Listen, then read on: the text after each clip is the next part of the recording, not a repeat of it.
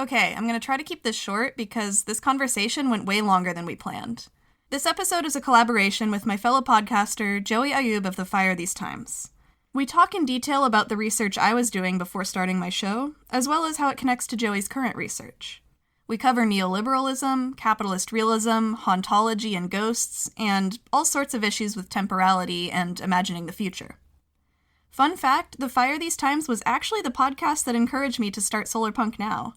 I listened to some of his episodes on Solarpunk while I was still learning about the genre and deciding on a central theme to design my own show around. The conversations that Joey curates are really deep and interesting, and they cover perspectives from all different walks of life around the world. The Fire These Times is a really great project from a talented host, and you should definitely check it out. Before we jump in, though, I just want to mention that I'm doing a fundraiser right now. Running a podcast isn't the most expensive thing in the world, but it does cost money, and your support this year would mean a lot.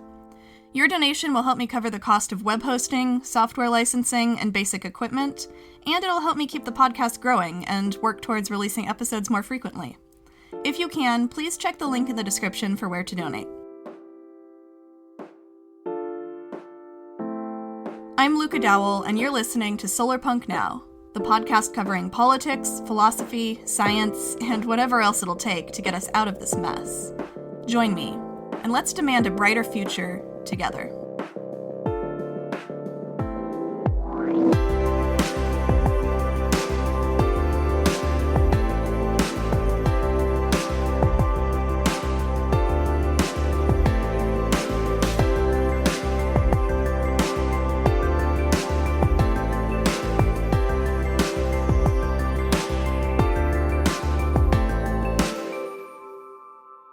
My research before I started the podcast was a lot on neoliberalism and specifically looking at neoliberal subjectivity. So like what it is to be a subject of neoliberalism, what sort of mental formations that creates, how we think about ourselves and others, how we think about our behaviors in the world, and how a big part of that is like how economics manifests in everyday life. It's sort of made this transition from the academic research world to like how we think of our everyday behaviors, and so that's a really critical I guess it's a really critical way that we can feel trapped in capitalism or neoliberalism, and I think it's really important to understanding our current predicament and how we get out of it. And so Solarpunk for me, it's kind of an experiment. I'm trying it on for size, but so far it seems to be a really good like antidote to a lot of the ways that I see us being trapped in our current status quo.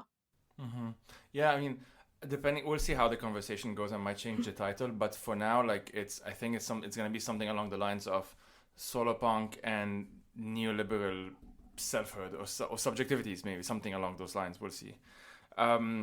Talk to that's a good place to start. I think just talk to us about, like, for those who don't know anything you just said, what does that actually mean? what do you mean by like how we think of ourselves under neoliberalism essentially, and kind of explain that a bit if that's okay.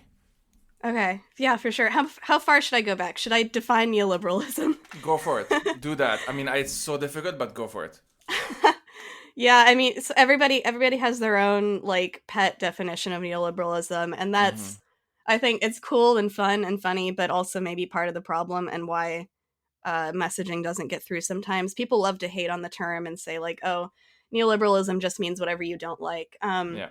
But no, that's not how I see it. I see it as a specific philosophy or intellectual tradition. There are distinct thinkers you can point to in the history of economic thinking, and they have gotten together and done these conferences. I don't want to make it sound like a total conspiracy or something, but it is a philosophy that there are books about that you can read, and it's been really influential on policy, especially after World War II and the fall of the Soviet Union. It's kind of become like the new paradigm for political economic policymaking, and it's got this really I guess personal dimension to it. We've sort of internalized a lot of it. So One Where am I example going? that I no, it's fine, it's fine. Yeah. Like one example that I usually think of is we have this tendency. Most folks listening probably can identify with this. Like even when you're on a break, like even when you're not quote unquote working, like legally, this is like your work hours, or you have to, if someone goes to an office or whatever.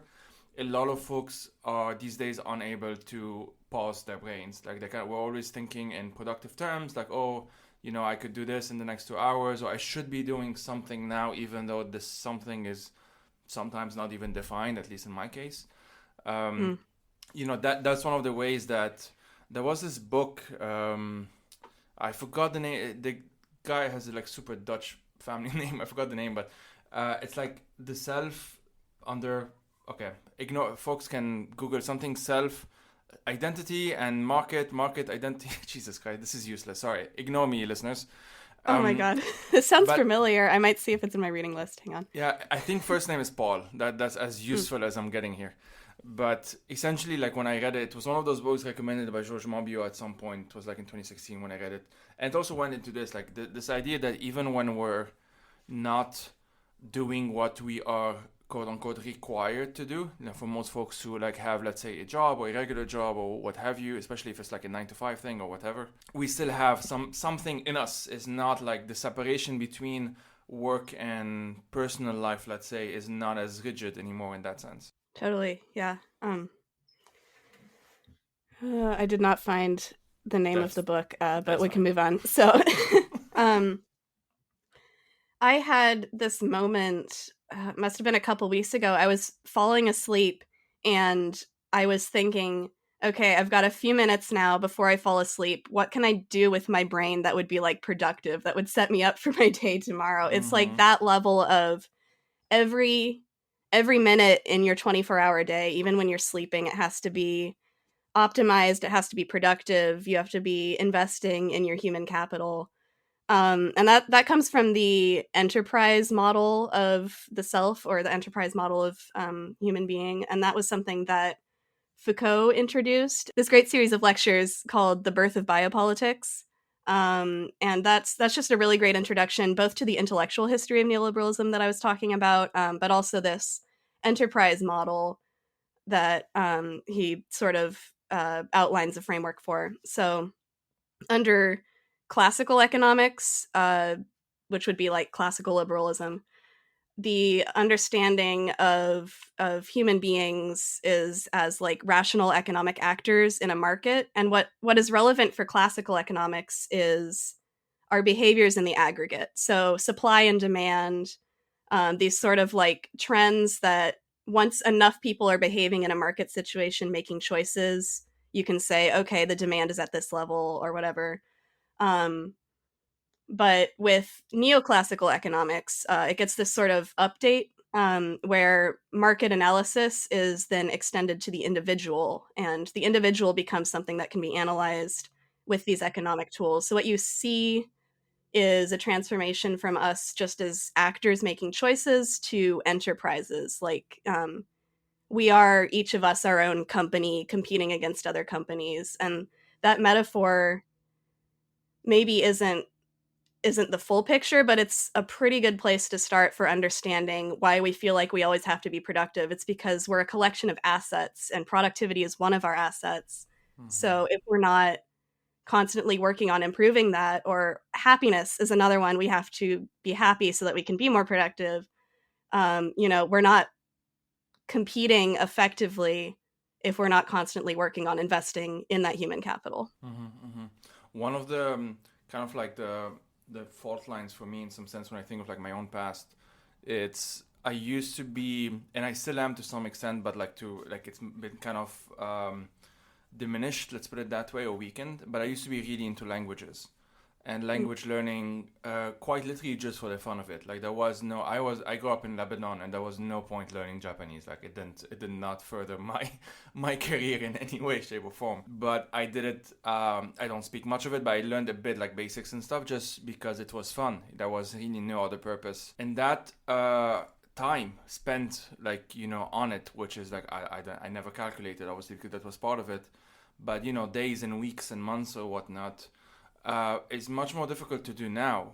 obviously, because I'm on a different age, I have different responsibilities, blah blah blah, but also because I've internalized a lot of the past decade and this idea of having to maximize, personal branding and that sort of thing. I've done my best to both at the same time, I have to sort of play that game on the internet to some extent, while at the same time constantly having to fight against it and push back and not let it define me. So I literally go through like ups and downs basically. At times like I need to take a step back. I almost quit social media like 10 times maybe in the past decade, different things. But as it happens, I'm still kind of in that world. I'm trying to balance needing to be in that world for like financial reasons or whatever, while at the same time having this like life that doesn't entirely depend on it and whatnot. And the balance is pretty difficult. And even being able to strike some kind of balance, as I said, a pretty weak one that doesn't necessarily last too long often. And I go through phases, as I said, like a few months where I'm just reading about how I need to relax and take control of my own time and blah blah blah, and then other months where I'm like completely into it and stuck glued to my phone and what have you. But even that is in some sense a privilege these days, which is saying a lot, not a lot of good things, but it says a lot because most folks actually don't have even that time, or at least the resources needed to, or yeah, I mean, I think folks know what I'm talking about, like the time to sit down with yourself and not have to survive economically or whatever. But we're not necessarily talking about that, right? Like we're not talking about, and I hope it's obvious to listeners, but like I'm also not blaming anyone for not doing better. Actually, that's the entire point, is that doing better and always needing to optimize the self and whatnot is literally part of the problem. But it's so difficult that even the language of, because it's like the analogy I have sometimes is like when we think of growth in the sense of like economic growth, the term growth sounds positive, right? And it's easy to confuse that with like obsessing over GDP and that sort of thing, when the actual indicators for like a happy life or a stable life usually don't have much to do with that. Actually, sometimes it stops. And there are episodes on this. Folks can go back to I forgot the name of the title. One of them was with Julia Steinberger, I remember. So folks can there's like 2 or 3 episodes with her. One of them would be the obvious one. So that's one of those things. So when you say stuff like degrowth, right, it sounds like, well, we're having stuff, more things, and now we're going to stop having those things, and that's not a good thing. Because even in the language of degrowth, for example, we, like I'm part of that movement, we have to sort of use a language, like kind of literally borrow the language from growth, essentially, economic growth at the very least, in order to make the case for degrowth, because it's become so hegemonic. And even when it comes to, I want to be able to take proper breaks. I want to enjoy naps. I want to sleep, whatnot. I find myself looking up the tools to do so in the same way as I would like optimize my note taking and my productivity and my whatnot. Like it's gotten so hegemonic that even it's almost like I forgot that this is literally something one can do like naturally with one's body and whatnot. But that's where we're at. Yeah, it's a trip being a leftist thinker who's still like very much participating in these things that I'm criticizing. Like I'm so aware of like, oh my god, the fact that I'm beating myself up right now for not being productive, that kind of thing is what I am trying to fight against, or like point out how peculiar and arbitrary that is. But it's still there in my brain. It's still like so foundational to how I think about my life and what I'm doing. There's a German philosopher, Byung-Chul who talks about this sort of internalization of power. And his book is called Psychopolitics. He's got a couple books, but that's probably the one I would recommend starting with. And Psychopolitics is sort of a reformulation or an extension of Foucault's concept of biopolitics. And it's where neoliberal power has, I think the way he summarizes it, or like the subtitle of the book, is like how neoliberal power has discovered the mind or the psyche as a field of domination or a field of productivity. So, our psyches are in a sense complicit in this structure of power, we reinforce it in like our negative self-talk to ourselves. It's not just that something that I think is really critical about this. It's not just that we internalize it or believe it. It's not just, we accept our subjugation or whatever. We enforce it on ourselves. We become the manager of the employees. So like if you think of the mind or the self as a capitalist firm, we are both our manager and our employees. We're managing ourselves, we're disciplining and punishing ourselves.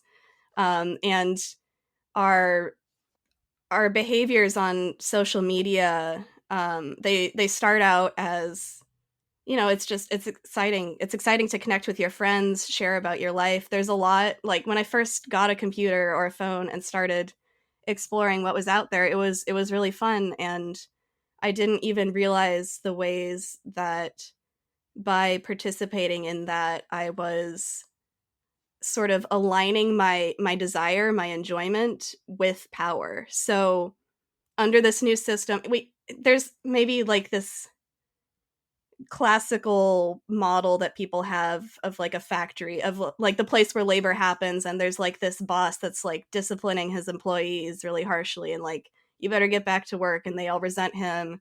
But what happens now is desire is actually cultivated, and it's cultivated in these ways where we think we're just enjoying ourselves and maximizing our self-pleasure, but actually the ways that we do that are complicit in power. We're participating in mass surveillance, like willingly, pleasurably.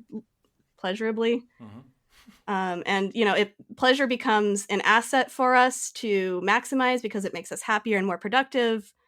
And as long as we're consuming something in our self-care, as long as our self-care is financially benefiting someone, it's not a waste.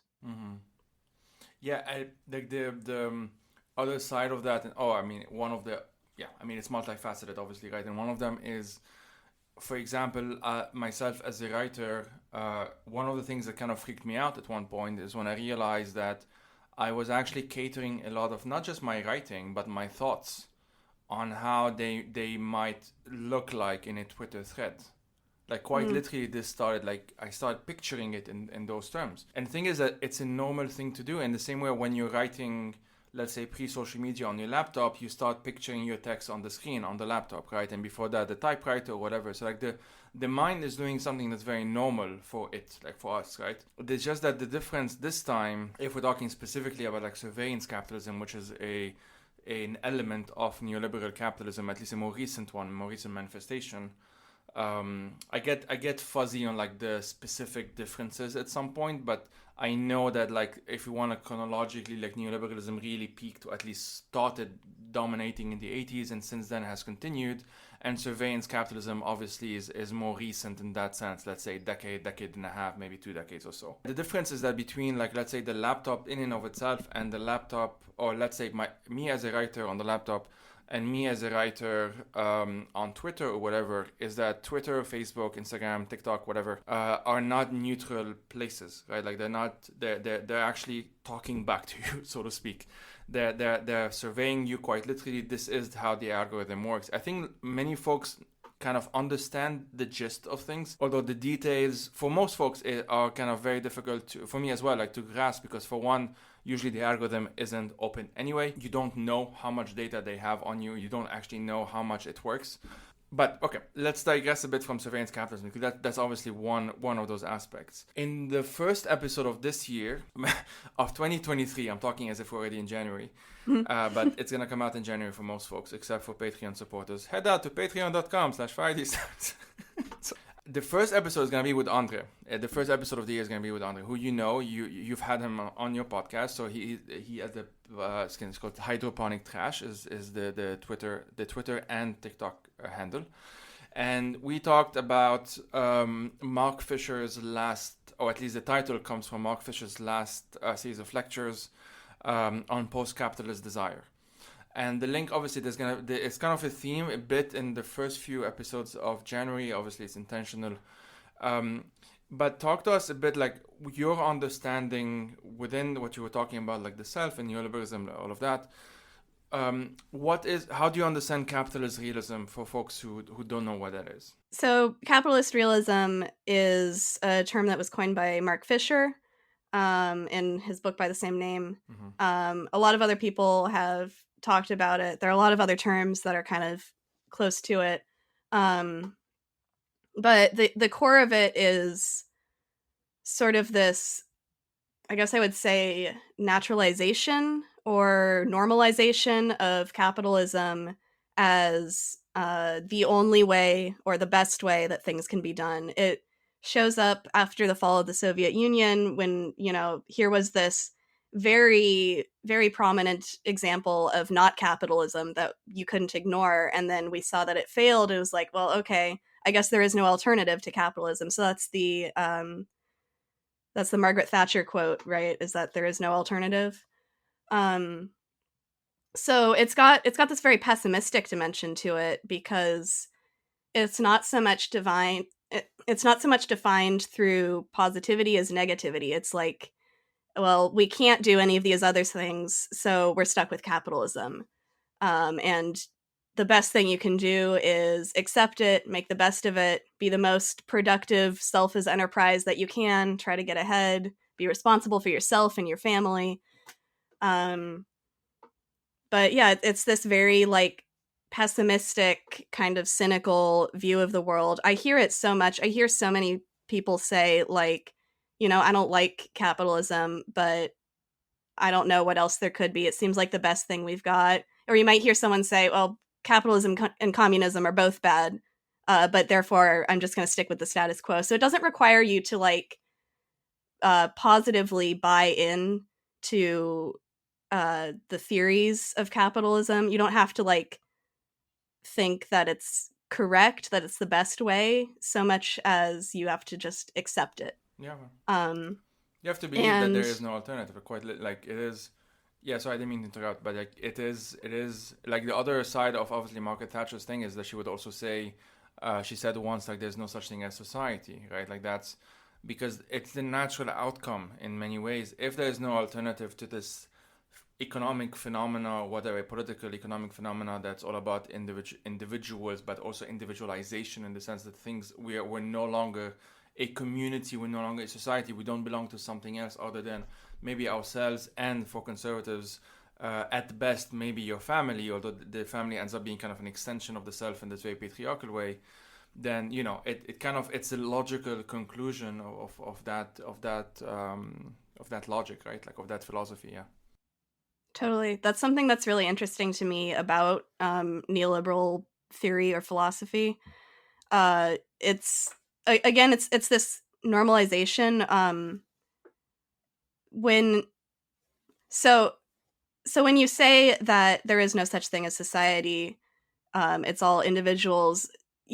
Some theorists took that very seriously, and there's this whole neoliberal project that is investigating and explaining the world and explaining society by breaking down the concept of society and trying to explain everything in terms of individual behavior, in terms of self-interest. You get theorists like Gary Becker in his like acceptance of the Nobel Prize in economics. He talks about how altruism can be explained as a selfish individualist behavior. It's really interesting. He's like, well, parents might be seen as selfless for like raising their kids, doing everything for their kids, but they're actually just investing in their kids so that their kids will be productive in the future and then provide back for the parents. Like it's a return on investment sort of thing.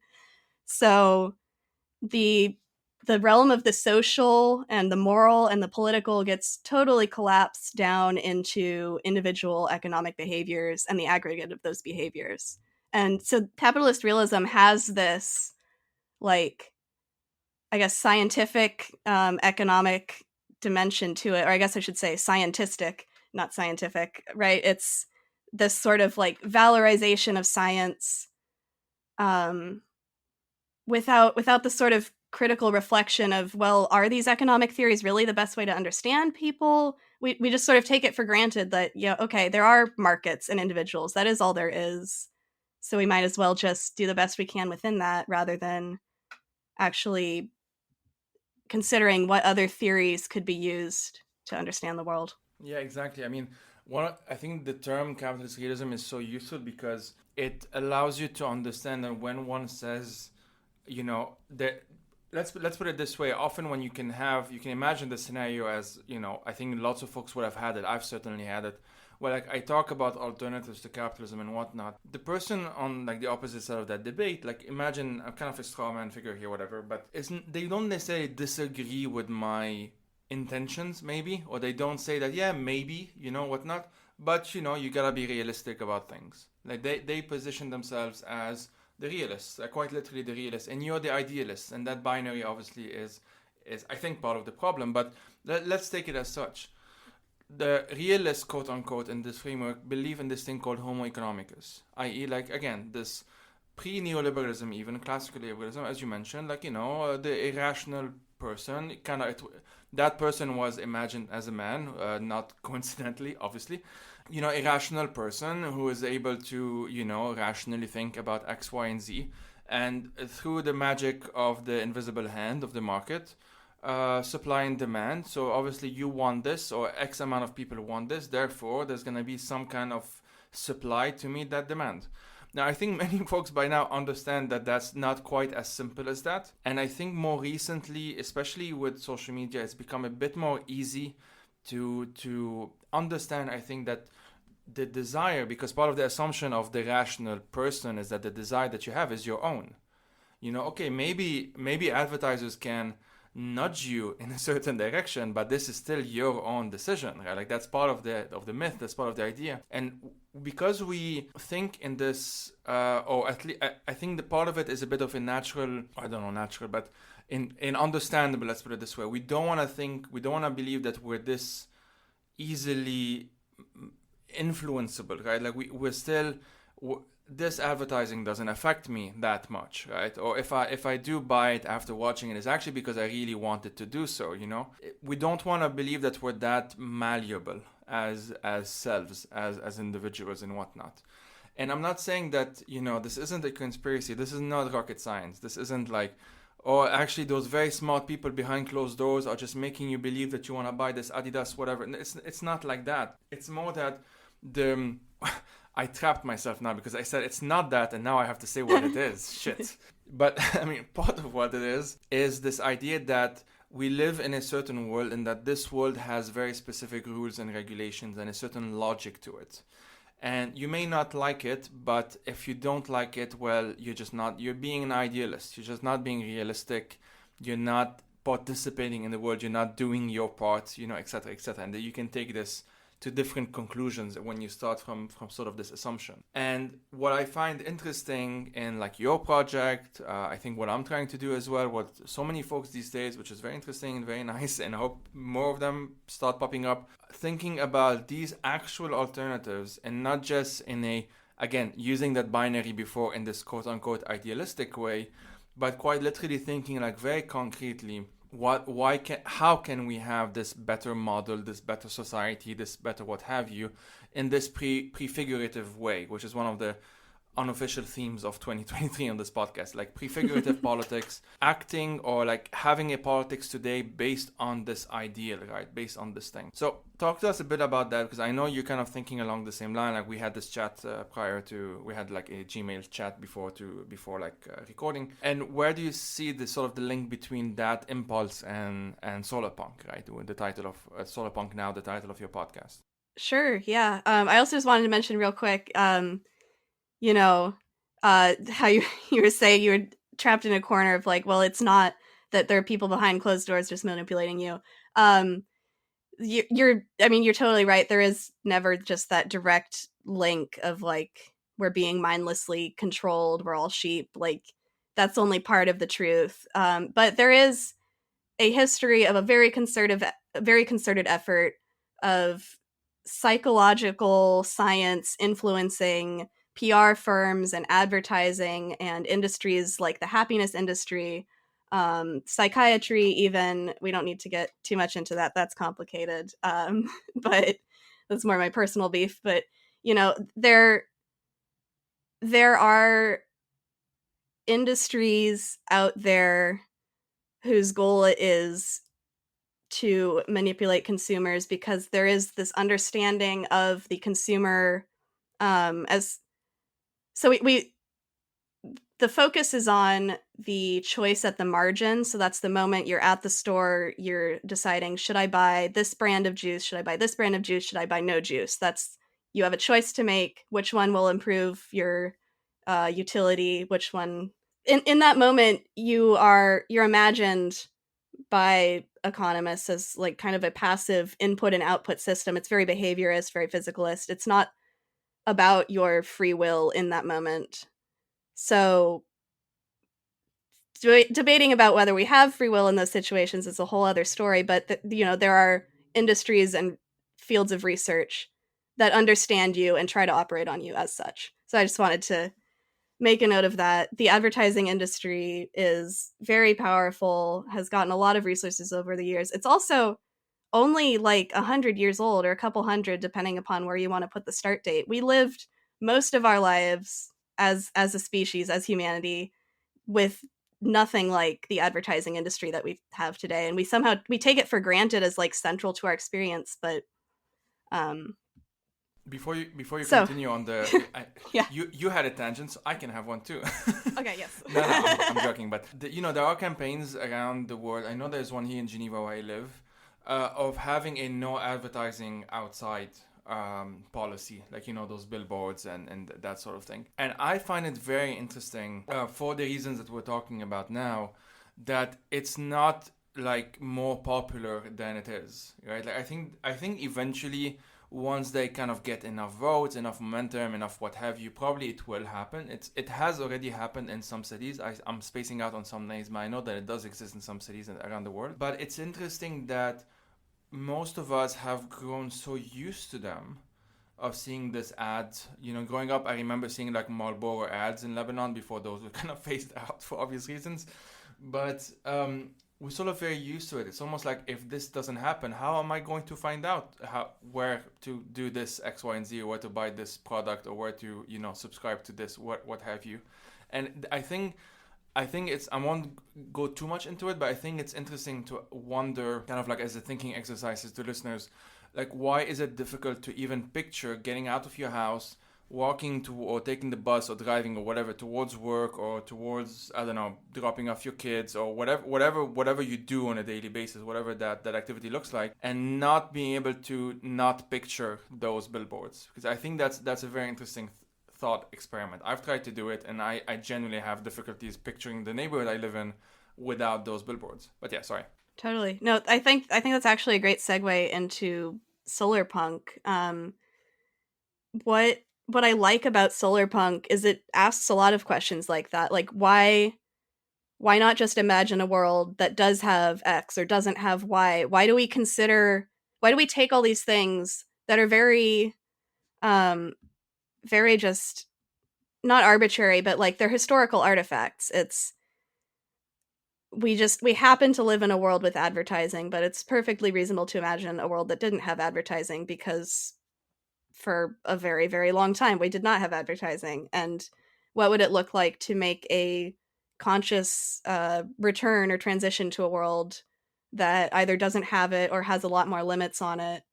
Solarpunk is a speculative tradition or genre. It seems like a very direct confrontation to capitalist realism, because pretty much every Solarpunk story challenges something that we take for granted.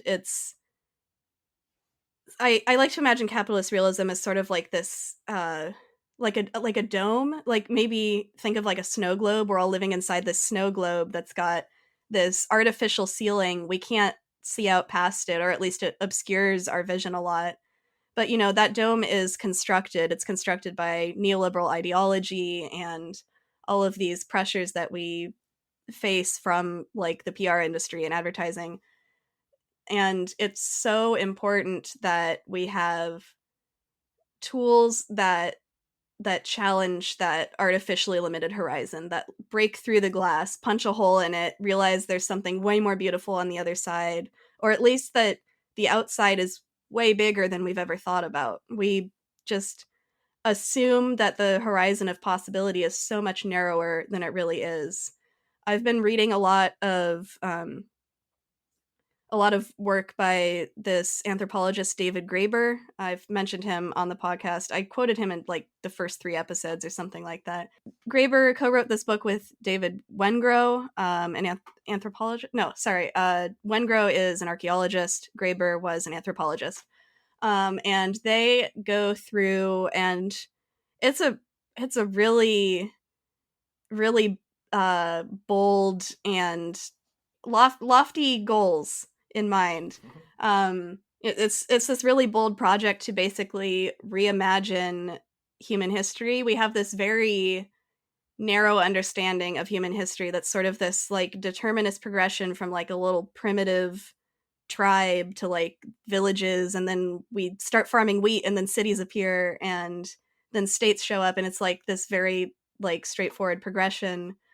But they go back and actually look at the archaeological evidence and actually look at how societies today have drastically different ways of organizing themselves. And they say like all of these narratives, they're kind of just BS. Like this is not, there's no scientific evidence backing up this direct progression, or this claim that like without nation states as we understand them, we just descend into this like this chaos and lawlessness. He spends a lot of time talking about the work of Thomas Hobbes, and his sort of like war of all against all, and how that was totally just a thought experiment and not actually supposed to be any sort of theory about how we used to behave. Anyway, it's a great book if you're interested in this sort of solarpunk mission of blowing up these ideas that we take for granted, showing how arbitrary they actually are, looking at how many different trends there are in society and culture, and how we could just choose to work on different trends of like cooperation and ecological harmony, rather than accepting that competitiveness and selfishness are the only aspects of human nature that we can draw on. Mm-hmm. So just today, as it happened, I was listening to a podcast on, I think the BBC, on Kropotkin, like his life and whatever. And one aspect that I didn't know, I knew he was like, I don't know what his actual, I think he was a geographer, like he was a scientist of some sort. And he obviously wrote the book on mutual aid. I think he was one of the first to use that specific term.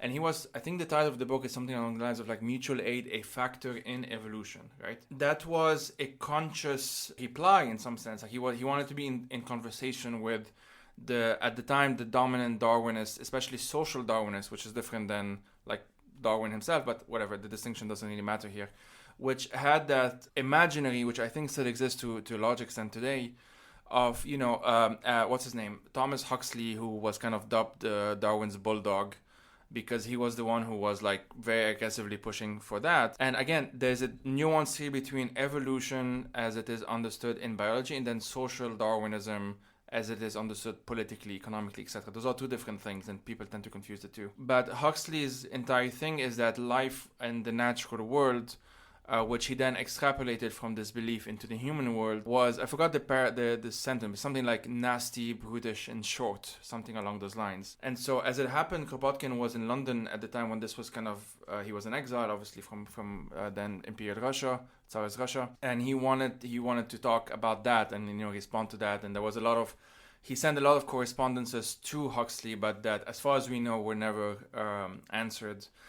And so the reason why I bring this up is that this idea of Kropotkin, and he's not the only one, to be very clear, like he just wrote a book about it at the time, but this idea that actually mutual aid, like quite literally helping each other, cooperating, communicating, even not just within the same species, but through different species, this is something that not that long ago, and it's still very much an ongoing thing. We're discovering that, for example, trees actually communicate with one another through those very weird, like mushroom rhizomic connections and networks that I'm barely understanding all of this. Like, I'm really slowly getting into it. But all these interesting, people I think can just look it up these days. There's a book I think called The Interesting Life of Trees or something along those lines that gets into all of this. And what's very obviously interesting is that if we think of a lot of like indigenous politics, indigenous knowledge, this kind of is taken for granted. And so one of my kind of light bulb moments, if you want, is that if there was this entire worldview, and I don't want to romanticize it too much, like there are issues in any society, and so on, but it is a very distinctive thing that in the sort of rational man, again, this is a very gender thing, in the Cartesian sense, and especially after social Darwinism, which then kind of, again, all of this ended up complementing whether it's post-World War II capitalism, whether it's neoliberalism, especially. And I think I'm simplifying just for and I confuse myself, like just for the purpose of this conversation, obviously. But there's something to be said that today we think of Homo economicus, of the myth of the rational man, the market, whatever, as maybe not nice, not fun, maybe not even the best, but the only, as we said, right, like the only thing that is realistic, quote unquote. And if we think of these different structures, like if we're being scientific, if we're applying the method of science and being realistic, not quote unquote realistic, but actually realistic, like being rational, let's put it that way, then we have to take in all sorts of data. We have to take in all sorts of information from all sorts of different, maybe communities, maybe even the natural world. Like, we just need to be objective. Again, I'm using all of this kind of in quotation. And so we have to also take into account the communities, and human and non-human, that actually do cooperate. And what are they doing that works? Maybe they're doing some things that don't work. Like, let's take in all of that data. Let's take in all of that information. And I think there's something to be said, and this is obviously the part of what we're talking about, that we don't take as much that sort of data, because in some sense it's inconvenient. Like, if you really are learning about how trees communicate and how there is this rhizomic, which I'm probably pronouncing wrongly, doesn't matter, but this network between them and how they're literally communicating and exchanging carbon, and the fungi kind of take like 2% of some of that, and man, it's so complicated. Again, I'm barely understanding all of this. I probably butchered it, but that's kind of the gist of some of it. And then you take this as part, if you internalize this in some sense as like, this is actually also realistic, well, then you start understanding, I think, that what you have been referring to as realism, as, I'm just being realistic here, is actually a very specific type of belief. And that's what Mark Fisher was talking about, obviously, as capitalist realism. So I hope any of what I just said made sense. Oh, totally. Yeah. Okay, good. the fact that when you have a theory that human nature is inherently competitive, which I would say that's the dominant theory of human nature, at least in this Western neoliberal sort of cultural zone that I've only lived in the U.S. I've never been outside of it. So when you have this theory that human nature is competitive, any evidence to the contrary, any evidence of humans cooperating, is the exception to the norm. That's data that doesn't fit in the model, and we've kept I'm really interested in like the philosophy of science, how these theories are formed and how they change and how they're challenged. And we've been at a point for the last several decades, I guess, where this theory of humans as Homo economicus, as acting in self-interest, we keep trying to modify that theory and like fix it and tidy it up and add new features. Like it's got its mind, it's got its psychology now. We've just kind of like added things onto it, and even making this theory even try and change the world to fit that theory. Like, just if right, the theory yeah, doesn't work, we need to fix absolutely everything else to make sure that the theory works. Absolutely, like everything else at the expense of preserving the theory, when we could also very easily have a theory of human nature as inherently cooperative, or that cooperation and competition are both these evolutionary trends. So like you said, Kropotkin's work in this area is like super important. This like foundational investigation into like like challenging the assumption that evolution is just a matter of competition. Like cooperation, mutual aid are also a central part of it. And Murray Bookchin's work in social ecology expands on that. A foundational aspect of Bookchin's naturalism is that there are trends in our evolutionary history or natural history that are cooperative, that are about mutual aid and freedom and making free choices. And I think it is high time we have what like philosophers of science would call a paradigm shift. We need to look at some new theories and see if there's one that better fits the data instead of continuing to just like Frankenstein on this like very long dead zombified Homo economicus. Yeah. I live in the city where Frankenstein was written, which is the only claim to fame of the city, I think, other than the UN is here.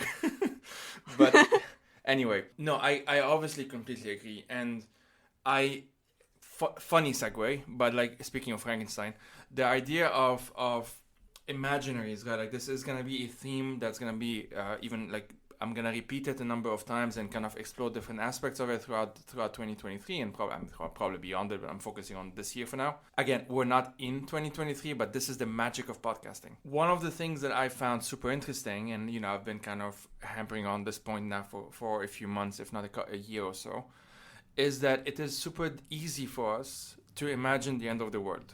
Like in terms of literally just making that mental effort. And that's because for the most part, we're not thinking of anything original. Like we're borrowing or we're taking in stuff we have seen or some we've heard about, usually in the form of movies, maybe some series, maybe, you know, some books, or maybe in the way of just talking about certain things. This is something that is normal. I mean, normal is such a contentious term. I don't know what other term to use. Normalized, maybe, let's put it that way. It's normalized to think of the end of the world. You know, again, that often used quote of like it's easier to imagine the end of the world than the end of capitalism, you know, etc., etc. And I think what the work that we should be doing is making it harder to imagine the end of the world let's just making it easier to imagine the end of capitalism. Quite simply that. Because the end of the world means the end of capitalism. That's kind of the weird thing about this lack of imagining, is that we kind of think that, well, we can continue doing capitalism even if capitalism is leading us towards the end of the world. And so there is a mental trap there. There's something quite literally in how we're thinking. And again, for listeners, I think folks know this by now. Whenever we explore one aspect of something in depth, we will leave out certain other things. I think that's just the nature of a conversation. So I'm not saying, oh, like listener who is, I don't know, on your way to work now or whatever, like just open up your mind, like fuck that. I'm not saying any of that. I'm just saying it's part of the problem. It's part of the tools. If we want to imagine different structure, we need to quite literally be able to imagine. Kind of, it's a repetitive thing, and that is an action, like, or that is a skill, right? That is a muscle in some sense. That in the same way as I said that it's very easy to imagine the end of the world, but maybe it shouldn't be that easy, but it is easy because that muscle has been just like developed, you know, and saturated at this point, right? It's just such an easy thing to do. But why is it difficult to imagine? If I'm picturing an episode of Star Trek, and I talk about Star Trek a bit, the 4th episode of this month, actually, again, January 2023, will be with Jesse Gender, who has this YouTube channel on science fiction, LGBT issues, autism, and other stuff. But specifically, we spoke about futurisms. And it's going to come out after this episode, if I have my timeline correct. And one of the things I like about Star Trek or other sci-fi, like futuristic stuff, is I picture that world that they're portraying. Because usually, if it's like good sci-fi, it's operating on a certain logic, right? It's saying that there is a timeline, this happened, in the kind of the universe of Star Trek, the 21st century, so our current century was kind of an ugly one, but then after that, there was like World War III and whatever, and then after that, kind of humanity got its shit together, there's no money, there are replicators that just create food out of, you know, whatever the specifics are. But even in that world, they have, you know, adventures and things happen and they meet some species or like stuff happens, human things happen and non-human things as well, because in that world there are like aliens and whatnot. But it's not fantastical in the sense that it's sort of within the logic of the universe. It's rooted in something that is quote unquote logical. And so if we can imagine something like that, we imagine a world, they go on this planet or this happens or whatever. What I find interesting is, as a kind of, again, training that muscle, so to speak, exercising that imagine it, all of that, is picturing myself in that, or picturing society in general, or the world as we know it as that, and taking that for granted. Like, this is the new realism. This is what, in that world, this is what it means to be, quote unquote, realistic. What are even the boundaries within that logic? And it's an exercise in imagination. It won't necessarily change your day to day necessarily, but it allows me, in any case, to see the daily life that I'm going through and the logics of the society and societies in which I live, because I've moved through many countries now, through that lens of, well, they're operating under a certain logic. That logic needs to be questioned. I'm kind of simplifying, obviously, and it allows me to have that, because you're escaping into a world, and then you're coming back to your world, so to speak, and then you are able to question your world slightly better, at least if you're kind of doing. You can also just watch it because it's fun, but if you're kind of doing that exercise. And so that's what I find very interesting about, and this is slight awkward segue, but I want to talk a bit about hauntology and hauntings and so on, but I'll let you kind of respond, think through what I just said, or what if you wanted to share something, because I'm kind of hogging up the space here. No, that was all really great. I don't have much to add. I mean, that's what I like so much about Solarpunk. As a speculative genre, it looks at things that are happening now and extends them into the future. But there's no reason that the only future that we can write about is more ecological destruction, more capitalism, more advertising. Like, we don't have to just imagine this kind of cyberpunk future, even if that might be kind of in cultural vogue right now. But Solarpunk says, well, actually, there's all these communities who are getting together and working on permaculture and reappropriating private spaces for public use. All these things are happening in our world, even if we don't have as many conversations or stories about them. And that's why I think it's really great that we have a genre that's explicitly writing stories about those things, or Exactly. Artistically describing those things. Yeah, I just hope, I have a feeling it will happen, if hopefully I'm not just being naive, but I have a feeling that cyberpunk is reaching a sort of a certain saturation, let's put it that way. I personally got a bit bored of cyberpunk aesthetics, and part of it was fun growing up. I did enjoy watching some film, but just the aesthetics of it and the underlying logic that I forgot. I think it was William Gibson, but I might get the name wrong, who said cyberpunk is high tech and low life, essentially. And obviously with Solarpunk, and I've mentioned this a few times already, but with Solarpunk it's high life, so to speak. And tech, it's a question mark, in the sense that tech can be high tech, can be low tech, can be no tech, depending on what the context requires, right? The point is that there are human needs and there are also non-human needs, and in order to meet them, we may use technology, or we can use technology, and technology can facilitate that, but it's repurposed to be in the service of that, essentially. And so the kind of awkward segue in talking about hauntings and hauntology and all of that is that it's sort of the flip side of talking about imaginaries, because I'll kind of give a bit of background for if someone hasn't listened, because I think I talked about it in the first episode, the one with Andre, a bit, but if they haven't listened, I'll quickly say it again. So hauntology sort of started, or at least was popularized by Derrida. In French, it sounds the same thing to talk about ontology, and hauntology, it sounds the same thing, it's a pun. And the idea is that he was sort of responding to the famous Declaration of the End of History by Fukuyama in 91 or 92, whenever he published it, and Derrida published his thing in 93 or something. And he was so Fukuyama said that at the end of history, i.e. the Soviet Union collapse, i.e. communism, quote unquote, or whatever the Soviet model of that was, failed. And, I think I would obviously agree with that. The Soviet Union was a kind of a disaster. But that failed. That wasn't good. That wasn't a good model. Therefore, the reason why the West triumph, again using the terminology of Fukuyama, is that they have a superior model, right? Like this whole liberalism meets capitalism, all of that. And Derrida was sort of saying that in declaring that Marxism the dead, because again, in that context of the early 90s, you've actually created a ghost. You've created a specter. And his book was called Spectres of Marx. And because now communism is this thing that haunts, again, I'm using Derrida, I'm not saying this is what I agree, but this communism haunts capitalism, essentially. Okay, that's sort of some of the background. What Mark Fisher, I think, did very interestingly is he wasn't just talking about these hauntings from the past, right? The past, the Soviet past or whatever, but hauntings from the future, i.e. the hauntings of the future that never came to pass. And communism is one of them.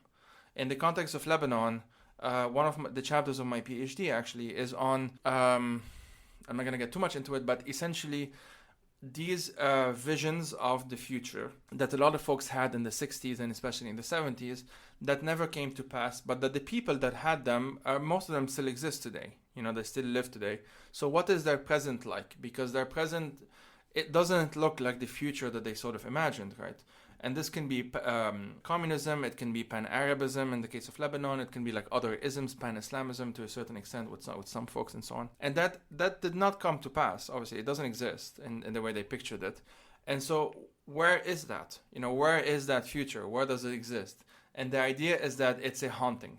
Now, haunting, it's easy to imagine it as a literal ghost because it just makes it easier to talk about it and think through it. And I think it's nice to have these mnemonic aids anyway. But obviously, it's more like it's a philosophical concept, and it's one which I do think has an impact on quote unquote the real world. I.e., like it does actually affect how we go about our lives, because if we think of them as ghosts and whatnot, it can help explain why it's so difficult to imagine alternatives, because those are the only alternatives that we think could have existed, and they're dead. You know, they're haunting us. They're ghosts, they're specters and phantoms and whatever. And we don't want that, obviously, because they're dead and therefore they've lost and so on. And so we stick with our current model, our current system. And so the point isn't to say, like, bring back those ghosts and let's do a bit of state Soviet communism or a bit of pan-Islam, whatever. That's not the point, obviously. They've collapsed, they failed, whatever. The point isn't to just go to the past. The point is to ask, well, if they failed, doesn't that also mean somehow that the thing that we are currently living in can also fail, might also fail? Because a lot of the bureaucrats of the Soviet Union never quite imagined that this amazing thing that lasted almost a century and whatever would actually collapse the way it did, but it did. And that certainty, that realism, being realistic in the Soviet sense, did not save the Soviet Union.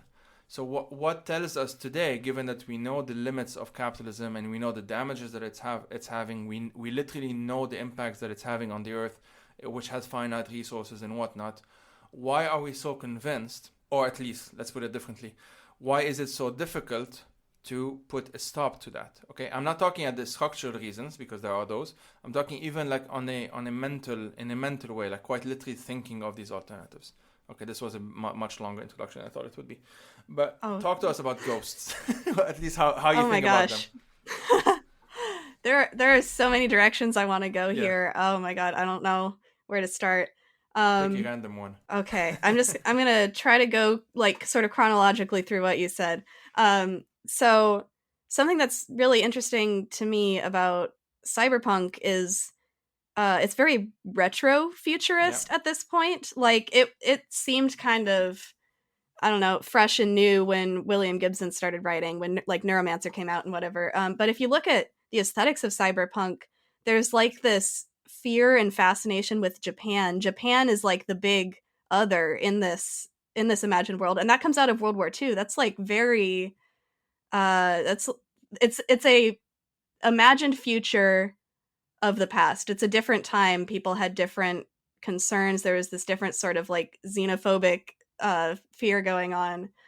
And it's interesting to me to look at people who would call themselves futurists today. I think Elon Musk is a good example. I think he's more of a cyberpunk.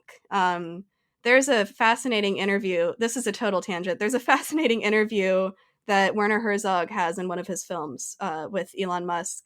And Musk is saying, I think the world, essentially the gist of it is the world is going to go to shit. I'm building these rockets to Mars because I think like we're on a really bad track here. The world's going to a very dark place. I have nightmares at night. I can't think of how to make it better. So he has this very like fantastical idea of the future that's very disconnected from our present situation. It's very disconnected from what scientists are saying would actually lead to a safer, better, healthier future. It's the past haunting present conceptions of the future. I mean, the time is all out of joint. Exactly. Like Exactly. that's why I find hauntology and ghosts and hauntings and traces, whatever you want to call them, like such a powerful conceptual tool. It seems like a much more comprehensive way to think about our experience of time. We like to think of time as this simplified linear progression, but that's not how we experience it. I mean, you know, we have mental formations, we can have things like trauma or like anxiety. The way that we think about and feel and experience time is not linear, it's not chronological.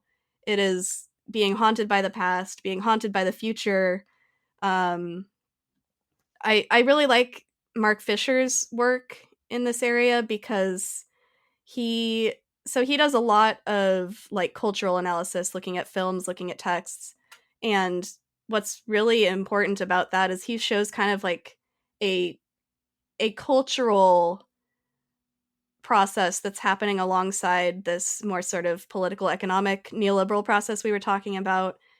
There's a cultural element to capitalist realism. It's in our literature, it's in our films. He talks a lot about the like repackaging of existing things, and like nothing truly new is being created. We're seeing repackaged forms of the 70s, 80s. We're seeing these trends just kind of repeat, like, okay, now it's time for bell bottoms, now it's time for skinny jeans again. Like we just keep going in this cycle. I've noticed this in a lot of even like in podcasts. There's I've described like a good chunk of podcasts. I'm talking about Anglophone, US centric podcasts that are essentially packaging millennial nostalgia. For lack of a better, it's often rewatching something that was like popular in the 90s or in the early 20s, and now you can rewatch it with your whatever favorite cast member and whatever, and it's episode by episode reliving those experiences or whatever it is. Or it's like there's I'm just gonna single it out just because I found it funny. I don't know anything about that podcast. It might be super good, I have no idea, but it was like what happened in 1992, and that was the name of the podcast. And it was like why musically that year was so like revolutionary or whatever it is. And I did not buy the premise. Like when I listened to the promo, it's like, no, this is actually just because there is enough content to talk about that specific year.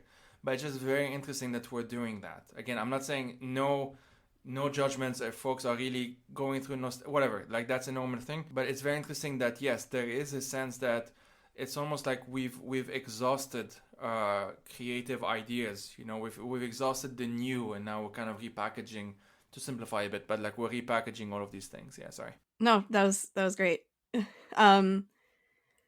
Yeah, I wrote a bunch of just like questions and thoughts on hauntology, like some things to ask you. I Please. Don't know how much time we have left, but I'd love to just get into it some more. Time does not, as we just said, time is not a thing. Go for it. Great. Yeah. So just in like the reading I was doing on hauntology, it seems like an important tool for understanding this sort of like postmodern world we find ourselves in. I think maybe people have a lot of misconceptions about postmodernism and what it is. I see it, so I come from a literature background. I see it as mostly something descriptive. It's reading the world as a text. And it's sort of, we've moved away from like a modernist vision of society or a positive vision for where we're going, what the world could be. It's like kind of this distrust of the future almost, where we're averted of, there's this aversion to telos, to teleology, to like our goals or where we're going. So you wind up in culture just seeing these kind of like repackaged forms that are all kind of it's the same trend we see in technological innovation. David Graeber again has this really great essay. I think it's called on flying cars and the declining rate of profit or something like that. So he asked the question that you were asking just a moment ago, like, why don't we have flying cars? Why don't we have all these fantastic visions of the future? And a lot of it is because in technology, the innovations that we're getting aren't fundamentally new. They're just repackagings or combinations of existing forms. So there's this sense of like timelessness and just this extending present that never actually takes us into the future. So something else that comes up in conversations about temporality is this idea of like the long or protracted present. I was wondering how you see that in relation to I was wondering how you see that in relation to hauntology. It's sort of it's like its cousin. I mean, it's both work at the same. So the protracted now is one of the terms I think a Lebanese theorist called Walid Raad used, but it's very similar to like the hauntological now, which I think Mark Fisher himself used. And the idea is just that the present is extended, like we are stuck in the present, and it's a very different type of being in the present, because you can think of, oh, you know, I'm meditating and I'm being in the now. That's not what we're talking about. It's literally like you're in this because the past is sort of a blurry thing. I'm kind of using these metaphors. I'm trying to kind of use mnemonic aids for even listeners, if that helps. I mean, it helps me. But so that's what the past is. It's kind of it's a question mark in many ways, and the future is impossible. Like the future cannot be conceptualized. It's simply not something that can be conceptualized. And what ends up happening is that what we think of as the future ends up actually being a repackaging in many ways. And this is not to say, like, just to be very nuanced here or very clear, it's not to say that one cannot have original ideas or that innovations do not exist or whatever. That's not the point. The argument is more that even those original ideas, even those innovations, even this newness, this thing that is created or is taught, you know, from scratch or whatever it may be, even all of that ends up actually having to conform in one way or another to a pre-existing pattern, or to, you know, I don't know, something very simple is that you have an idea, a project idea or whatever it is, and you think, you know, it can be revolutionary or whatever. And I'm not talking about startup. You know, even when we talk, I have to remember that there are these existing things that can come to people's minds. And so when I'm talking about, like, quite literally, you want to explore something. You want to discover something new, whatever it is. In order to do so, you need to think of how to get there, right? And so you need to think of the resources that you need. Maybe if you're already rich, I mean, you're lucky. If you're not, you need to find money somehow. So maybe you work for a few years, or maybe you find a loan from the bank, or whatever it is. And all of that already affects the project itself or the idea itself.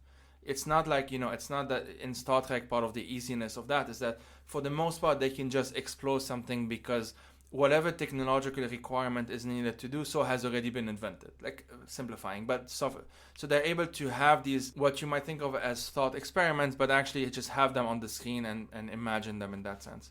So the protracted now is the inability to do that, is or at least is the resulting temporality from the inability to do that. And it's what we see today, but I think to some extent it's what we've seen for some time now. At the very least, like, it's very difficult to have a concrete timeline, and that will depend on where you live. And maybe this doesn't affect you and you don't live in it, and that's fantastic for you. But for most folks, I think these days, it's like roughly it started before me and you were born, I think, like 70s, 80s, and kind of peaked or has been peaking for some time now. Whether it collapses, whether it changes, I have no idea. Obviously, and part of why I have no idea is that it's difficult to imagine the future. So we go back to the initial problem in many ways. Yeah. So why is it so difficult? What's standing in the way? I wanted to do like a seance and bring these ghosts out. What ghosts are you seeing? I think of very concrete things sometimes. Like I really think of what does it take, or why is it that I go to a family lunch, or I am sitting at a cafe and starting chatting with the old lady next to me. Whatever these situations may be, what stops me? And you know, this is a me thing, but I'm just having a thought experiment here. What stops me from talking to that person or that relative or whatever it is about completely different worlds, right? Like, what is this thing that prevents me? And I think it has to do with capitalist realism, in the sense that I actually feel in many ways that like I can be talking to that person. Maybe that person says, well, actually that sounds like a nice idea, whatever it is.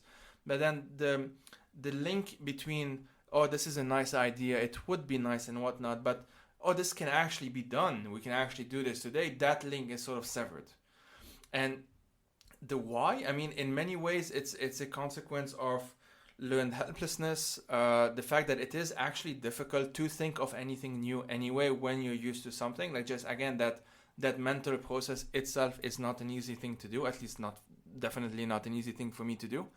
And that even when one imagines like all of those, let me put it this way, like I think if there is a lot of it, if there are a lot of solarpunk stories and it becomes normalized as an imaginary in the same way that cyberpunk is normalized and imaginary, I think the conversation would be very different. Let's put it that way. So maybe we're just chatting at sort of the beginning of something if we're hoping that this trend, and I think we can have some reason to believe that it will continue to kind of expand and expand and expand as an imaginary, largely because it's responding to an actual need. Like it's not just like we're just having fun for the sake of it, but we're actually like the thing that differentiates solarpunk, especially from a lot of other genre, if not most other genre, is that for the most part solarpunk tries to be practical in the sense that even if you're imagining like, oh, this is what my city would look like in 2060 or whatever, and even if you're imagining some fantastical element to it, like you can communicate with elephants or whatever it is, like something that doesn't exist, let's say in our current reality, even if there is that element, you're doing so in the hope that it can, or at least a lot of the writers who write these stories are doing so in the hope that it can influence the reader's perception of our current reality. And that's very different from I don't know, reading Lord of the Rings, which is a classical example I use because I was really into it growing up. I still kind of, Tolkien and all of that. It's a nice escapism, but I don't read those stories in the kind of with the assumption that, oh, how is this going to better my life, right? Or how is this going to not just better my life, but how can we model our current society and change our current society based on the ideals of those societies in Middle-earth? I don't find them as ideals, right? I don't find them as better necessarily. Maybe they're nicer and more photogenic, but they're not necessarily, something to emulate in the present world, although aspects of them are nicer than our current world, which says more about our current world than about them, to be honest. But yeah, that's part of it anyway. One thing that we in our chat, like in our pre-recording thing, I think you wrote something, I wrote it here, like getting through the depressing part is how we realize the positivity. And in many ways, like it's sort of this thing of, again, using the mnemonic aid of like ghosts, in at least in like Christian mythology and whatnot, you can exorcise those ghosts. And again, I'm just using this as shorthands. Folks listening to this, you do not need to need that mnemonic aid necessarily. Think of whatever helps you, or something that may be more easier in your on your own cultural context or whatever it is. But if this helps you, then think of it this way, like what can we do to exorcise those ghosts? Because part of in the mythology itself, like in the culture itself and whatnot, in that specific culture, is like you have to identify the ghost, maybe you have to name the ghost, and then maybe you have some counter spell or whatever it is to exorcise that ghost, right? Like, but first it has to start with identifying it, right? Like you have to name it. Naming it is actually an important thing in that whole exorcism thing. Like if folks think of those movies like The Exorcist, if I remember well, like The Exorcist literally names the devil, right, in order to exorcise whatever. So that idea of being able to name it, I think, helps a lot. And I think being able to understand capitalist realism as like, yes, it's a realism, but realism doesn't mean what you think it means. It doesn't mean this is the realistic thing to do. In the same way that scientism is not scientific necessarily. Aspects of it might be, but in and of itself is a belief. And that belief has like assumptions, has a structure, has a logic, has whatever it may be. And they can be deconstructed, they can be taken apart, and we can replace them with things that we think are better. And that's the exercise. It's a very difficult one. Like I get lost even thinking about it. But it's one that I think the more it is done and the more people do it and the more it becomes easier to do it with the aid of cultural stuff, like again, series, movies, books, whatever. in the same way, to not to repeat myself too much, but in the same way that it's super easy for us to imagine those apocalypse, zombies, whatever, quite literally, I think I can say this with confidence, like every single person listening to this has that in mind right now as I'm saying so, as I'm like talking about like those apocalypses, zombies and whatnot. I want it to be as easy to do, if not easier, obviously, ideally, to imagine those other futures as being realistic. Like again, not just a utopia where I'm just escaping into Middle Earth and the Shire and I'm enjoying myself with some hobbits, but it's like literally I want this vision that I'm thinking about to feel like it's a realistic vision, because that's always been the power of cyberpunk, is that you're watching these futures and they kind of feel like they may happen. They're not nice, we don't want them to happen, but it sort of feels that we're going that way. You know, Elon Musk, as you mentioned, like that's basically, it's been internalized. And, you know, obviously it's a scary thing that, you know, one of the richest men in the world thinks that way, but that is the case. And we know that this is actually Paul, like he's a very good example of this poverty of the imagination, actually. We can make that argument. But yeah, I talk too much. Like walk us through this idea of like something that's very depressing, like cyberpunk, which is obviously very depressing, but not just like the stuff that we've been talking about, these ghosts. How can they lead us, so to speak, or how can studying them or whatever it is actually realize the positivity that we can explore better, if that makes sense? Oh, totally. Yeah, I mean, I can speak to this from personal experience. This kind of takes us back to the start of our conversation when we're talking about neoliberal philosophy. So that was the focus of my research for a while. And something that you realize pretty early on when you start studying basically the philosophy that inspires the realism of the present, maybe that's a good way to put it. There's a feeling in the world of ontology, of the things that exist, and some of those things might be like markets and participants in those markets, the self as an enterprise, personal branding, human capital. All of these things, these are objects that have been defined, that can be entered into like economic equations, that can be worked with.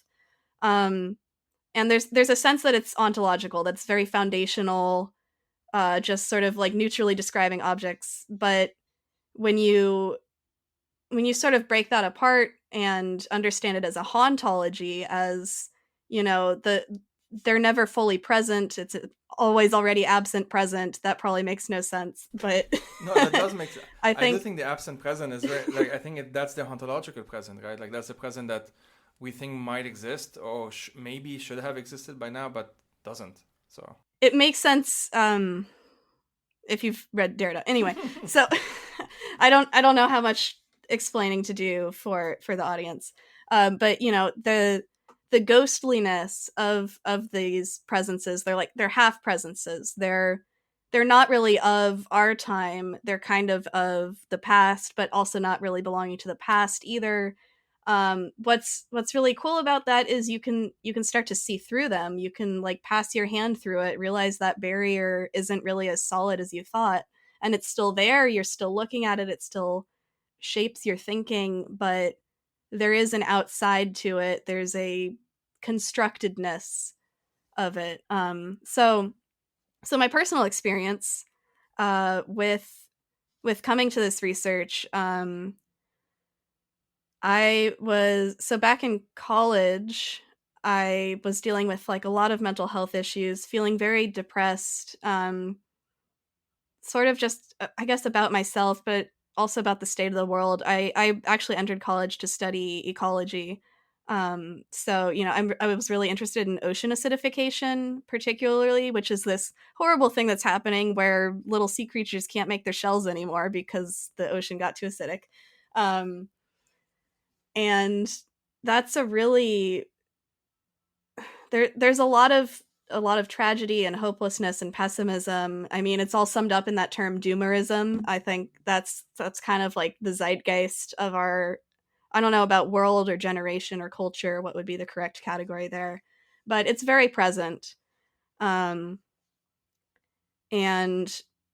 I started the first book I read actually sort of on this subject was capitalist realism, and I could not have chosen a better introduction because Mark Fisher also had personal struggles with mental illness, and in his work, including in capitalist realism, he talks about the personal aspects and the political aspects of depression and how maybe we need to stop personalizing these feelings so much, and actually there can be a lot of healing and recovery in understanding problems not as our own personal problems but as political ones, as constructed problems. And that was so important for me to hear, and it's really set me on this track of, yeah, I guess like of seance, of recognizing these ghosts, of seeing how things that I felt were unchangeable, that were oppressing me, um,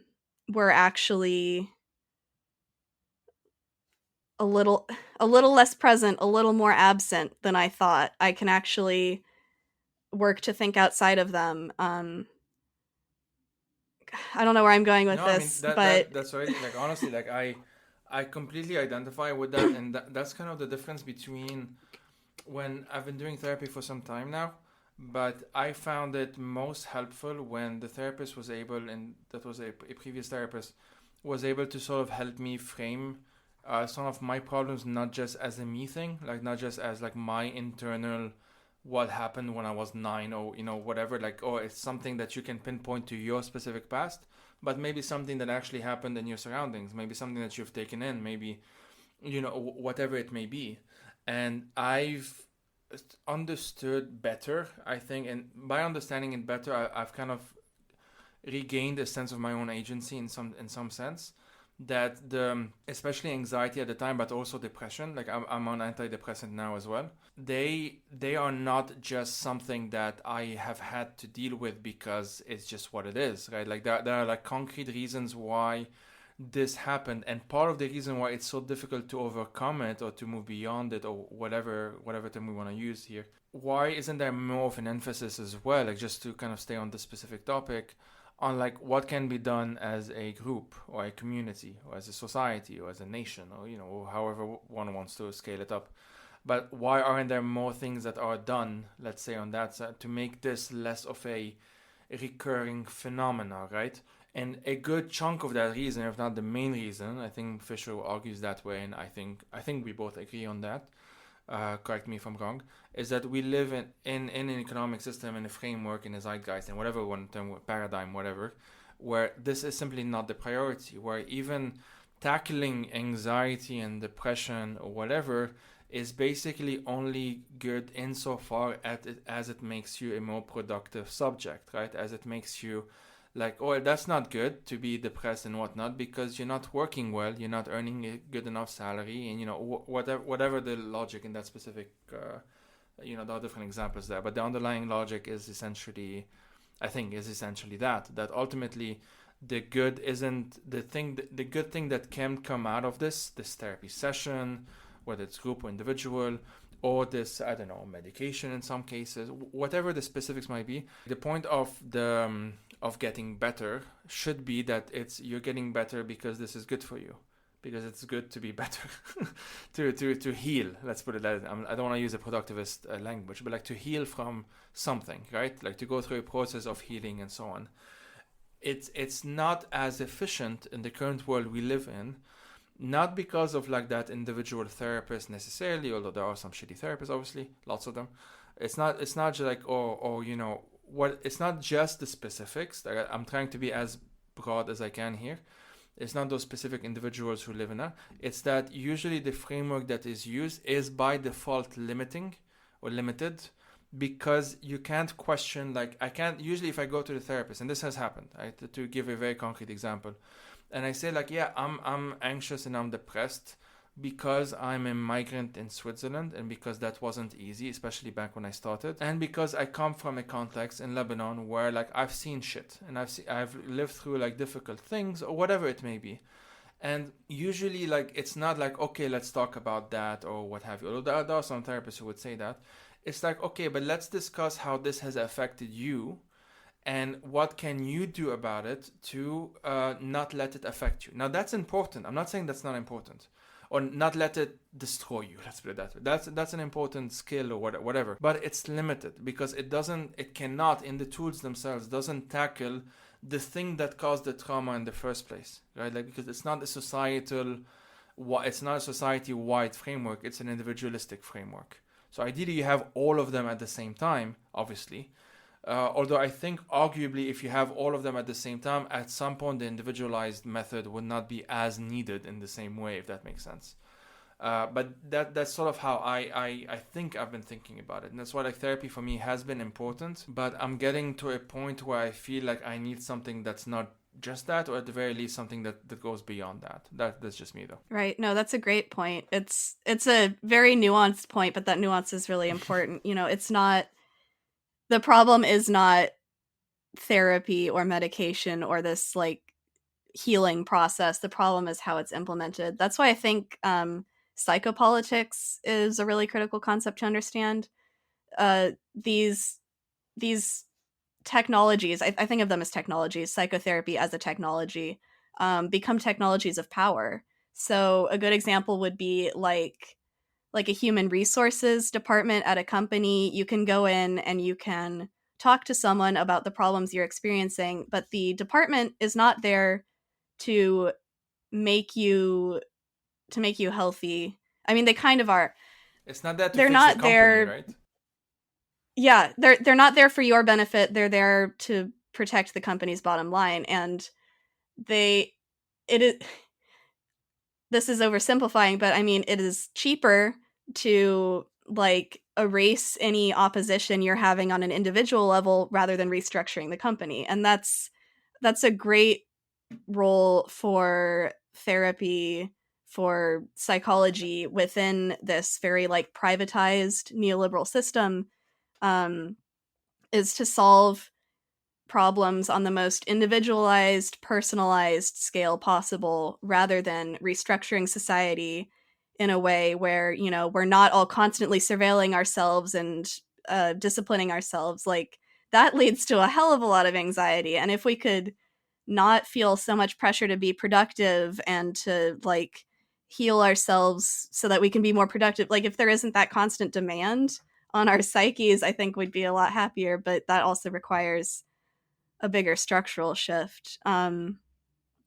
I had another. But you feel like you see that all of even this conversation in many ways is sort of like haunted by those ideas and those concepts, and then that's why I find it a very useful thing, to be honest. Like it just again as a mnemonic device, it's kind of easier to think of something that is otherwise very abstract if you're able to not necessarily personify it, but like to think of it as something concrete in one way or another.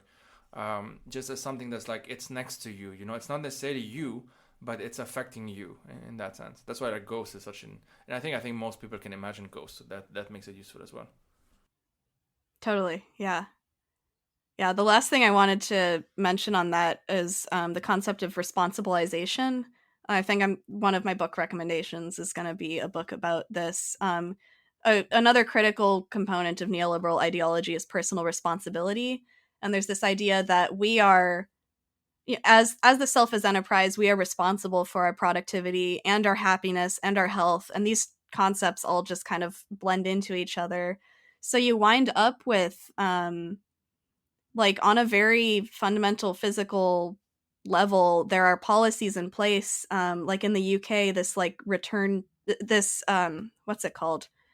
I don't remember what it's called, but the idea is that the goal of therapy is for you to return to work. So you're provided with these resources as long as you're looking for jobs, and as long as the goal of your healing is to become a productive citizen again. It's like all kind of collapsed into this incentive structure, and that influences like literal policies and the landscape of society and how you navigate it. You have to interact with these things. So it totally makes sense that you're going to internalize them and think that it is your responsibility and it is your fault that you're not happy, when really it could be something as concrete as, your health benefits were just taken away because of a policy. That's not your fault, but it can feel like it is. Yeah, absolutely. That's what like to find a way to synthesize everything we've just said, which is not gonna work. So I'm gonna fail, and I'm just gonna fail. But being able to, and also because just to slowly wrap up, because we've been talking for about an hour and a half, and there should be an upper limit on podcasts, I have learned. But and yeah, I mean, I think we're gonna do other episodes eventually anyway. But for now, the synthesis in some sense is that okay, there are these ghosts, and they can be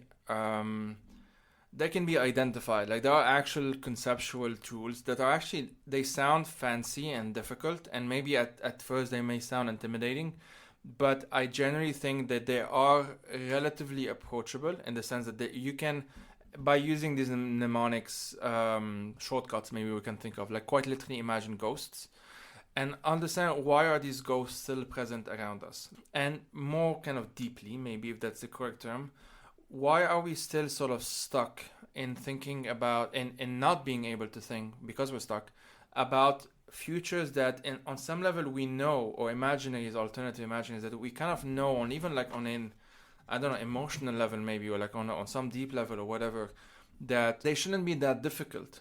Like there's this thing that happens on a scaling, like when we scale things up, right? Like when I think of mutual aid, and I talk about mutual aid, most folks I think listening to this, can picture this working with like very close friends, maybe some relatives, like sure, of course, I'm not gonna, make my sister pay if she needs something, maybe I'm just gonna help her out or whatever it may be. It's kind of an instinctual thing almost, like okay, because it's within the paradigm in which we exist, mutual aid is acceptable if it is within certain structures, right? So within certain frameworks, usually the family, but maybe like your best friend, you treat that best friend like your sister or your sibling or your brother or whatever it may be, that sort of thing. It's like, that's normal, that's a good healthy way of friendship. But like, we kind of imagine that like, well, the nature of that friendship is that you can be there for one another, you can complement each other's needs, maybe you have something to help that you can offer, and maybe that person can offer, there can be some kind of exchange, mutual aid, whatever it may be. Or doing something without necessarily the expectation that they have to do something in return, that sort of thing. But when we scale it up, then it becomes a matter of, that's just not realistic. Right? Like there are too many things. And typically scaling anything is always by definition more complicated. But complicated does not mean not feasible, and it doesn't mean not realistic. Like those are three very different things that we tend to actually mix up quite a lot, I think, in like day-to-day discourse. Something can be super complicated but is actually very feasible and might be better than something that feels simpler but is not very good. Like it's much simpler to imagine a world where it's like a dog eat dog, again, this whole nasty Buddhist short thing belief where it's all homo economicus. That's very easy to actually imagine it, but clearly that's not a good thing that's happening. So we can imagine something that's more complicated but can actually be more realistic, more feasible, more what have you. So that's what I would kind of, these are my final thoughts or whatever. And I'll leave it up to you to sort of also like give us like some of your like kind of final reflections, at least for the purpose of this episode, like this conversation. And then continue on with like your recommendations on like the 3 books, if that's okay. Sure. Yeah. No, that's a great summary. I think you're right. You're spot on with like, just because something is complicated doesn't mean it's not realistic. I just wanted to say, like, studying the intellectual history of neoliberalism, you realize that this was a very complicated project. It is still complicated to try to maintain it. There are just so many people working on it who are involved in theorizing and policymaking. It might feel like it might feel like we have simple explanations on an everyday level, but those are really just like tiny pieces of neoliberal philosophy that we've internalized. It is not a whole comprehensive picture. It is a very complicated one, a very complicated history, and a very concerted effort on the part of philosophers and politicians and business people to implement it. And if they can do it, we could do something else. Everything takes hard work. They already imagined a future that they wanted, or whatever metaphor we want to use, and it sort of happened. And obviously it didn't happen perfectly, as much as like it didn't happen in the exact same way that they imagined it, but like close enough. And so there's no reason why we can't do that as well. I find it weirdly inspiring in a twisted way. Like they did establish a new way of doing things when we needed a new way of doing things. It's just there are some very major problems with it. It's time to make another one, but these things are possible. They happen. People change the world all the time. This sense of realism, capitalist realism, that nothing is changing. Total illusion. The world is changing all of the time. So I guess that's where I would end. Things are going to change no matter what, and it's up to us to direct those changes, to come up with ideas, to organize, to make the changes we want to see. Like, to quote, I think, Octavia Butler in the parable of the sower, like the only constant is change. Like, God is change, as she would put it in that book. But like, the only constant is change. The difference, and that's like one of the mottos of degrowth, is like it's either degrowth by design or degrowth by disaster. Like change by design or change by disaster. Like, as in, change is inevitable. Like, that's just how the world. That's just how reality is. But we need to make the argument that we can have agency over that change in order to redirect it in a way that we feel is beneficial for like most humans, or like for all humans and non-humans as well, for that matter. Absolutely. That's a perfect quote to end on. So I'll just give my book recommendations. Yeah. I've been trying, like, thinking throughout this conversation, narrowing it down to 3. I mean, definitely top of the list would be Byung-Chul Han's Psychopolitics. That it's just like it's a tiny little book. You can read it in an afternoon, but it's given me so many ideas. It was kind of like the starting point for this research project. And then one I don't hear people talk about a lot, but I think is really, really great. So this is Melinda Cooper's Family Values. And that's a really interesting investigation into how neoliberalism has become aligned with neoconservative values. Because if you think about it on the face of it, it seems like they'd be kind of contradictory, at least based on most leftist analysis of liberalism. It seems like they would be contradictory, but they do have this really interesting synergy. And she goes through all of the policies, mostly focusing on the history of the US and policies after the New Deal. Just great book. Really can't recommend it enough. And then I guess my last recommendation, for just kind of a general overview of, I guess, a neoliberal ontology, which should maybe be understood as a hauntology. Pierre Dardot and Christian Laval, The New Way of the World on Neoliberal Society. And that one, much larger volume, but that sort of touches on psychopolitics a little bit, but then goes into more of a Foucault, biopolitics and enterprise self-analysis. And they go really in depth into that enterprise model, how it looks, how it manifests. And that's just kind of a great, like, catch-all starting point for where you want to go. Awesome. Well, I mean, I think it says already a lot that we said, well, we'll keep it to around an hour, and it's been an hour and 44 minutes. But I mean, it just shows that there's just a lot to talk about, and I really hope, and I think, like, we can just do more of them. Like, eventually, we can just plan more episodes and whatnot. Your podcast is Solarpunk Now. I obviously recommend folks listening to it. This episode would also be there as sort of like a collab thing. Yeah, Luca, thanks a lot for this. This was like lots of fun. Gave me a lot to think about, and as I said, I'm sure we'll do it soon-ish again. Another one. Absolutely. Thank you so much. This was fantastic.